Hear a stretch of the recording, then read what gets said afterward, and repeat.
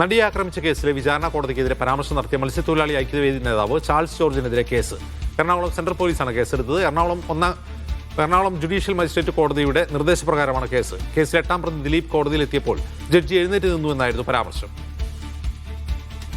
മുസ്തഫ വിവരങ്ങളുമായി ചേരുന്നു. മുസ്തഫ, ഇത് സ്വമേധയാ എടുത്ത കേസാണോ?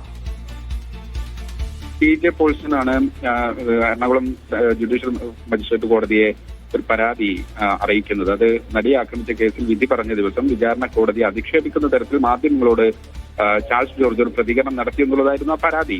പ്രത്യേകിച്ച് അന്ന് ആ കേസിന്റെ 8ാം പ്രതിയായിരുന്ന നടൻ ദിലീപ് കോടതി മുറിയിലേക്ക് വന്നപ്പോൾ ജഡ്ജി എഴുന്നേറ്റ് നിന്നു എന്നതുൾപ്പെടെ അതിനകത്തുണ്ടായിരുന്നു. അത്തരം വസ്തുതാവിരുദ്ധമായ ജഡ്ജിയെ അപമാനിക്കുന്ന തരത്തിലുള്ള ഒരു പരാമർശം നടത്തി എന്നത് ഖേദകരമാണ്. അതിനെതിരെ കേസെടുക്കണം. ഇതൊരു പ്രവണതയായി കോടതികളെ അപമാനിക്കുന്ന തരത്തിലുള്ള പ്രവണത അംഗീകരിക്കാൻ കഴിയില്ല എന്നതുൾപ്പെടെയുള്ളതായിരുന്നു ആ പരാതി.